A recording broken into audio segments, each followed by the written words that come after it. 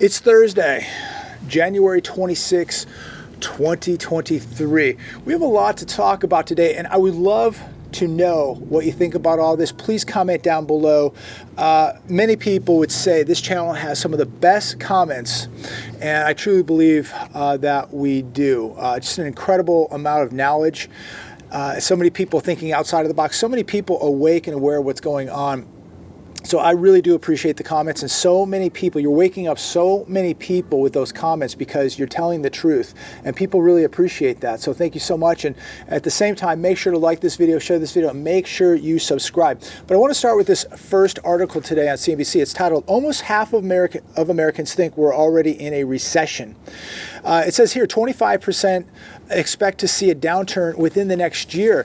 I don't know how much more you need to see a downturn, but 50% of U.S. adults have not started preparing for a downturn, and they wish that they could. They can't because they're broke, they're strapped.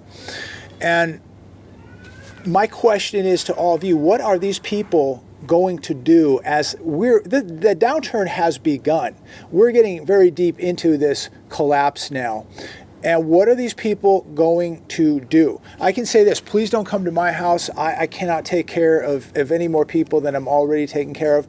But there's going to be a lot of people knocking at your door at some point. And I've never seen such financial devastation, moral devastation, even physical devastation. I've never seen people look so unhealthy as I do now when I go out and about in public. I've just never seen a society that looks so unhealthy, so obese, so addicted to pharmaceuticals. 19% said they have not prepared because they do not want to or need to. These people are going to be in very, very big trouble. And there's going to come a point, ladies and gentlemen, where it is too late to prepare. And I truly believe for a lot of people, it already is too late, because a lot of people are broke. They're living paycheck to paycheck. They've acquired so much debt, so much auto debt, student loan debt, credit card debt, mortgage debt, you name it. How can they prepare when they're completely broke? And many people are still asleep at the wheel, don't want to admit what's going on. And I'm not saying that if you're not prepared, not to prepare. Start yesterday. Doing whatever you can right now is better than doing nothing. So, it's a real fine line where we're at right now, because I do believe for a lot of people, it is too late to prepare. For some people, it isn't, depending on your situation. But don't be one of the people that does absolutely nothing. Don't be one of these 50% who have not started preparing for a downturn. Don't be the 19% that say they haven't because they don't want to and they don't need to. These people are going to lose, ladies and gentlemen. These will be the people knocking at your door. Please don't knock at my door. I don't have enough food and water for you. I don't. But there's going to be a lot of people that are going to be coming knocking at your door. Bed Bath & Beyond warns it can't pay down debts, defaults on credit line. It has now defaulted on a credit line with JP Morgan. Bankruptcy is next. We're going to see more store closures, more layoffs, but yet the Dow Jones up 205 today, NASDAQ up 200. It doesn't care. These markets are so detached from reality. You see the layoffs. In fact, the jobless claims came out this morning. I believe the number was 186,000. So all these layoffs we're seeing, and yet only 186,000 people last week filed first-time jobless claims. I truly do believe now that the data that we're getting is completely rigged, completely manipulated. I find that number hard to believe, but it is going to allow and justify the Federal Reserve to continue raising rates. Here's another one from CNBC. Hasbro warns of weak holiday quarter results, cuts 15% of its workforce. That's another 1,000 people that are done. Here's another one. Tech layoffs continue as IBM, SAP announced massive cuts. SAP, a German-based software company, said they're eliminating 3,000 jobs. That's 2.5% of their workforce. Profits fell 68% last year compared to 2021. IBM's going to lay off 3,900 employees, almost 1.5% of its workforce. But don't worry, markets love this. Markets will go up with this bad news. But just think about the people losing their jobs. These are good paying jobs, ladies and gentlemen. These are not service sector jobs. These are well-paying jobs.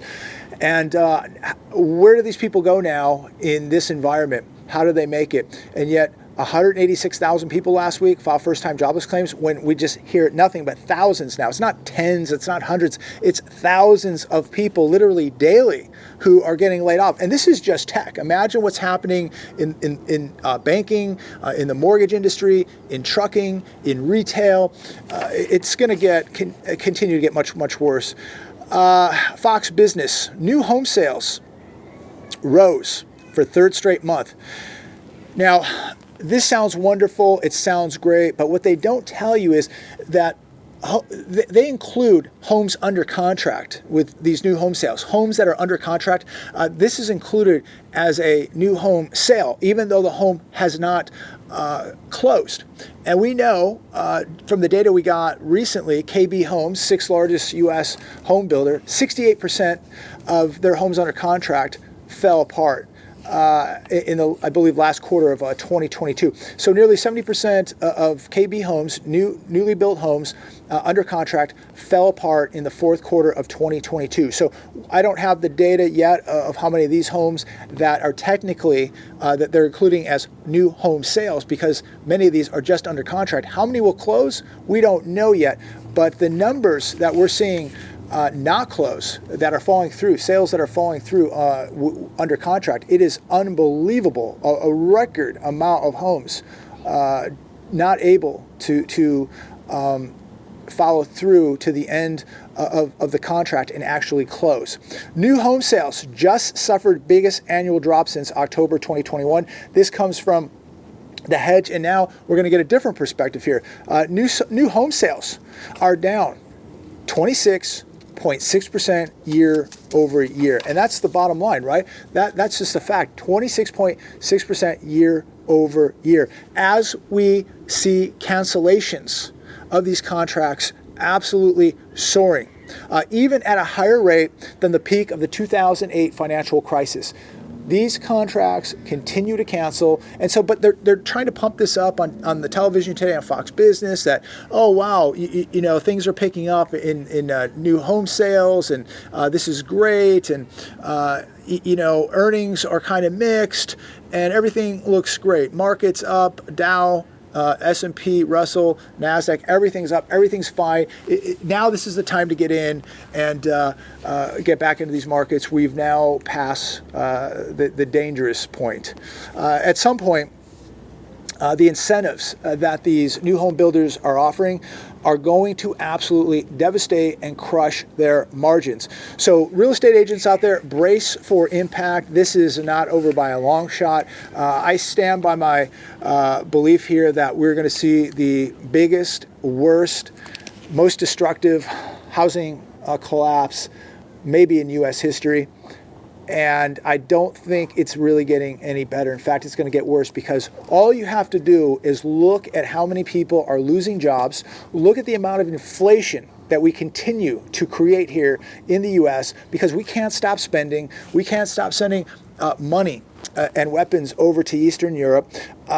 So it's going to continue to go on and on and on. Of course, we're going to raise the debt ceiling, and that's just going to guarantee more and more inflation. Chipotle, here's some great news for people who want some good news. Chipotle hiring 15,000 in preparation for burrito season. So all these people losing their jobs in the mortgage industry, in retail, in tech, they can all go to Chipotle and make burritos. This is the good news now. Everybody's going to be working at a bar, at a restaurant, at a coffee house, how in the world does America stay a world superpower when everybody's going to be working in the service sector? I don't get this. I don't get how people don't see what's happening. You look at manufacturing in this country, there is basically no manufacturing left in America. This is a service sector based economy, an economy based on consumption where people have to continue buying things with money they don't have. And this is going to be really, I believe, the doom for America. This is going to be what really ends it for America being a world superpower. The fact that we cannot manufacture, we cannot make things here, we consume with money we don't have, and now we just have this massive service sector economy where we just want to pay people more and more money to make coffee, to make drinks, and cook a burger, and that's the answer. Just raise minimum wage so everybody's making, $40, $50 an hour, but they don't realize that the hamburger is $25 at that point, right? The cup of coffee is $10 or $15. So this is where it's all going. The answer isn't to just keep raising minimum wage. I think everybody really deserves a fair wage, but we need real jobs. We need innovative type jobs. We need manufacturing. We need to be building and making things here. And until we do that, we're going to watch this economy continue to crumble, and we're going to watch the average American continue to struggle. They're going to struggle because they cannot keep up with inflation. They cannot keep up with these massive rent bills and mortgages and auto loans and credit card debt at, on average 19.03%, average interest rate up to 29.9%. How in the world are people going to do this working a service sector job, 2 service sector jobs, 3 service sector jobs? Remember, these are all part-time jobs. And so people aren't even getting enough hours. They're not getting benefits. They're getting no opportunity to move up the ladder. TheEconomicCollapse.com. The cost of living has become extremely oppressive, and 57% of Americans cannot afford a $1,000 emergency. We've talked about this numerous times. Your money is not going as far as it once did, that is for sure. And this is because the system has been flooded with all this cheap, easy money, low interest rates. We flooded over $7 trillion over 30 months during the crisis. And it has created a massive mess. And people were excited to not have to go to work. They were excited for all this easy money. And now they're beginning to realize the cost of all this. 67% of people in this country live paycheck to paycheck. 57% cannot afford a $1,000 emergency. That is absolutely staggering. According to bankrate.com, 68% of people are worried that they wouldn't be able to cover their living expenses for just 1 month if they lost their job. Again, I go back to what I said earlier. We're in big trouble because people are not prepared. These are the people that are going to come knocking at your door for help. We are so unprepared for a downturn. We're so unprepared for the greatest depression on planet Earth. And you can laugh and you can judge and you can criticize, but I'll tell you, I get out on the streets quite a bit. I've done a lot of filming on the streets throughout San Bernardino, Riverside, LA County, San Diego, Riverside County for the last 5 years. And it just continues to get worse and worse and worse. I see society eroding. I see the economy eroding. It's just a sad, sad state of affairs. And I've been watching this downturn take place for years. It's been a slow death. And people laughed 4 or 5 years ago, but those people aren't laughing now because they're now beginning to realize when they look at their bank account, when they look at their savings rate at 2.2%, when they look that, 40, 50% of their income is going to a mortgage payment or a rent payment, they're not laughing now because their car got repoed. They're not laughing now because they have absolutely no money and they have no plan. And look, I'm not here to judge anybody. I'm not here to say I was right, you were wrong. That's not what it's about. What this is all about is preparing the best that you can right now for what we are heading into. This is going to be a severe economic downturn. These numbers that I reiterate daily, these numbers are ominous because they clearly demonstrate that we are completely and utterly unprepared for a major economic downturn. 72% of middle class middle-class income families say their earnings are falling behind the cost of living, up from 68% a year ago. So that's increased 4% over a year. You know, I was reading this article, and they had a tweet from somebody. McDonald's charging $3 for a hash brown. $3 for a hash brown. You go anywhere to eat, it is mind-blowing, the cost now for food to go out to eat. I apologize if you hear a baby crying over here, but have you noticed that prices, no doubt, are just ridiculous? And on top of it, the food does not even taste the same. Something's going on with the quality of food, the taste of food. So that is, to me, concerning, because what are they replacing a lot of these ingredients with? The shortages that we have now? Now they're using subpar ingredients to replace certain ingredients in order to make these foods, to do it cheaper. Remember, you're paying more, you're getting less, and you're getting less quality, you're getting less service. Just to continue on through this article, existing home sales continue to fall 11 consecutive months. Many Americans, as I said, are paying 40 to 50% of their incomes towards rent or towards a mortgage. How? Somebody please explain to me down below. How is this sustainable? I don't see how it is. And I will close with this last article from MSN. Most Americans aren't getting enough exercise. Well, what a shock, what a surprise. But I want to close with this because, as I've talked about in the past, your physical health is so important. Oh, look who's here. Look who wants to say hi.